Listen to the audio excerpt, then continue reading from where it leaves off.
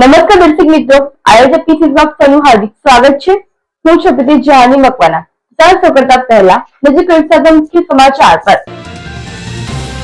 ભરૂચ પ્રાંત અધિકારીએ અવાદર ગામ નજીક માટી માફિયાઓ ઉપર બોલાવ્યો સપાટો।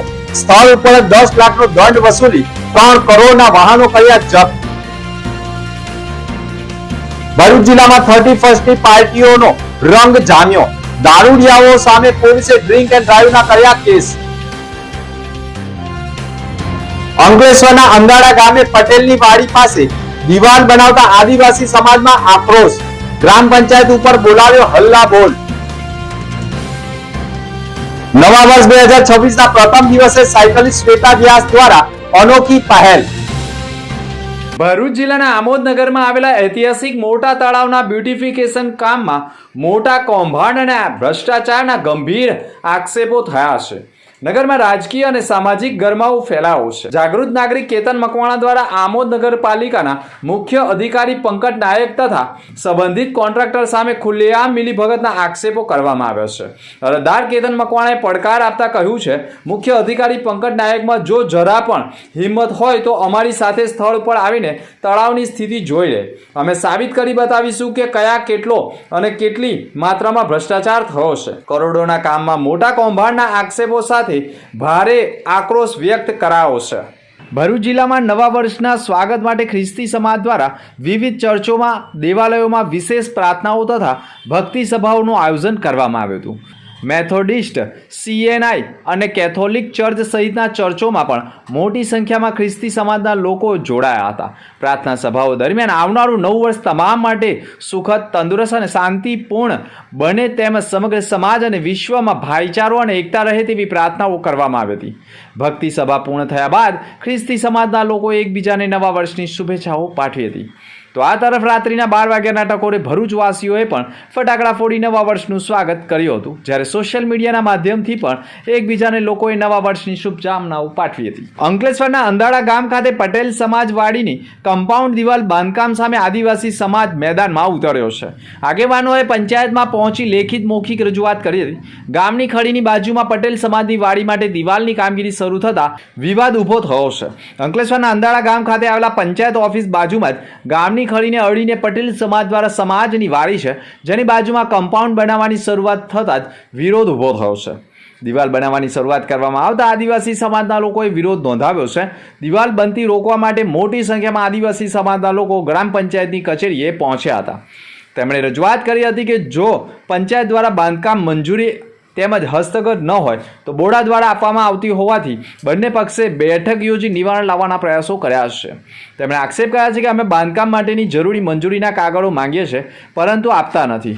અહીં જે બાંધકામ શરૂ થઈ રહ્યું છે તેની બાજુમાં જ અમારું મંદિર પણ આવેલ છે, ત્યારે જો ખરેખર બાંધકામની મંજૂરી હોય તો અમને બતાવે તેવું પણ કહેવામાં આવ્યું હતું। હાલ તો પંચાયતની મધ્યસ્થી વચ્ચે બંને પક્ષો વચ્ચે વાટાઘાટો ચાલી રહી છે, ત્યારે આ મુદ્દે હજુ કોઈ પણ નિષ્પક્ષતા થઈ જોવા નથી મળતી। અંદાડા ગામમાં આદિવાસી સમાજે પટેલ સમાજની વાડીની દિવાલ સામે વિરોધ નોંધાવ્યો છે।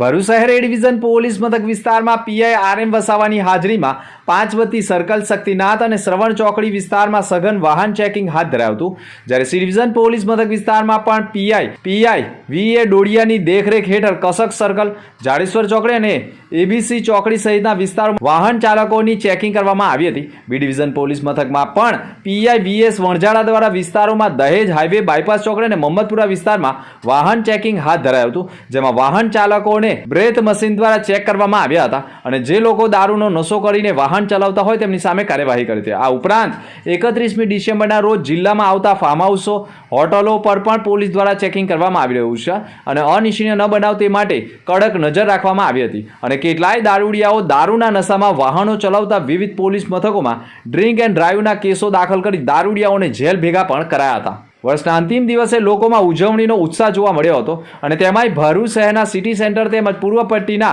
નર્મદા કોલેજ નજીક ખુલ્લા ગ્રાઉન્ડમાં 31 ડિસેમ્બરની પાર્ટીનું ભવ્ય આયોજન કરવામાં આવતા પોલીસ સુરક્ષા દ્વારા વ્યવસ્થા પણ વધુ કડક બનાવવામાં આવી હતી અને આ ઇવેન્ટમાં મોટા પ્રમાણમાં લોકો મન મૂકીને ઝૂમી ઉઠ્યા હતા। ઝગમગાટ લાઇટો વચ્ચે લોકોએ વીતેલા વર્ષને વિદાય આપી અને નવા વર્ષ 2026ને આવકારી નવા વર્ષની ઉજવણીમાં આતશબાજી સાથે આકાશ પણ ઝળહળી ઉઠ્યું હતું અને ભરૂચ જિલ્લામાં વિવિધ સ્થળોએ પણ મોડી રાત્રિએથી વહેલી સવાર સુધી નવા વર્ષની પાર્ટીની ઉજવણી ચાલી હતી। સાયકલિસ્ટ શ્વેતા વ્યાસ દ્વારા ભરૂચ જિલ્લાના અંકલેશ્વર શહેરના સફાઈ કર્મચારીઓનું પ્રોત્સાહન વધારવામાં આવ્યું હતું. શ્વેતા વ્યાસે સવારના સાયકલિંગ દરમિયાન અંકલેશ્વર નગરપાલિકાના વિવિધ સફાઈ કર્મચારીઓનું મુખ્ય અધિકારી કેશવ કોલડિયા તથા નીલિમાબેન મોદી અને ઇન્ચાર્જ સેનેટરી ઇન્સ્પેક્ટર જયેશ સોલંકીની ઉપસ્થિતિમાં ગુલાબનું ફૂલ આપીને તેમનું પ્રોત્સાહન વધાર્યું હતું. સાથે જ ભરૂચ જિલ્લાના તમામ લોકોને આવી અપીલ કરવામાં આવી છે કે તે લોકો પણ કચરો બને એટલો કચરા પેટીમાં નાખે અને સફાઈ કર્મચારીઓનું પ્રોત્સાહન વધારે અને એમનો સાથ સહકાર આપે, જેથી કરીને આપણે આપણા ભરૂચને ખૂબ જ સુંદર બનાવી રહ્યા છીએ. દેશના વડાપ્રધાન નરેન્દ્ર મોદીજીના માર્ગદર્શનથી ગુજરાત રાજ્ય યોગ બોર્ડના ચેરમેન યોગ સેવક શિષપાલજીના નેતૃત્વ હેઠળ 1 જાન્યુઆરી 2026 નવા વર્ષના પ્રથમ દિવસે સૂર્યની પહેલી કિરણ સાથે દેશના 1 લાખથી વધુ લોકોએ એક સાથે ભેગા થઈ સૂર્ય નમસ્કાર કરી તેમજ ધ્યાન કરી નવી ઉર્જાનું સંચાર દ્વારા આજના દિવસથી યોગ દ્વારા શરીર અને મનને સ્વસ્થ રાખવાનો સંકલ્પ લીધો છે. આ કાર્યક્રમ ભરૂચ ખાતે જિલ્લા કોઓર્ડિનેટર બિનિતા પ્રજાપતિ, JNFC કોમ્પ્લેક્સમાં આશરે 400થી વધુ અને વડદલા ગામ ખાતે 200થી વધુ ભાઈ બહેનોએ તથા વડીલો અને બાળકોએ ભેગા થઈને આ કાર્યક્રમ સફળતાપૂર્વક કર્યો છે. સ્થળ પર પૂર્ણ કર્યો હોય અને 3000થી વધારે લોકો ઓનલાઈન યુટ્યુબના માધ્યમ દ્વારા જોડાઈને કાર્યક્રમમાં ભાગ લીધો હતો. આ કાર્યક્રમનો મુખ્ય હેતુ નવા વર્ષનો યોગ દ્વારા નવી ઉર્જાનો સંચાર થાય અને દેશનું દરેક નાગરિક પોતાના સ્વાસ્થ્ય જાગૃત બને તેમજ સંસ્કૃતિને અપનાવે એ માટેનો હોવાનું કહ્યું છે. ખૂબ જ સફળતાપૂર્વક આ કાર્યક્રમ પૂર્ણ થયો છે. ગુજરાત સરકાર દ્વારા આયોજિત સ્પેશિયલ ખેલ મહાકુંભ નડિયાદ ખાતે યોજાયો હતો, જેમાં ભરૂચ જિલ્લામાંથી પૂજા ચોકસીએ ગોળા ફેંક સ્પર્ધામાં રાજ્ય કક્ષા સ્થળે 3જા ક્રમે બ્રોન્ઝ મેડલ જીતી ભરૂચનું ગૌરવ વધાર્યું છે. આ ઉપરાંત તેઓએ અગાઉ આ વર્ષોમાં પણ રાજ્ય કક્ષા સ્થળે પણ અનેક મેડલો મેળવ્યા છે અને તેઓએ પણ ભરૂચ જિલ્લાનું ગૌરવ વધાર્યું છે.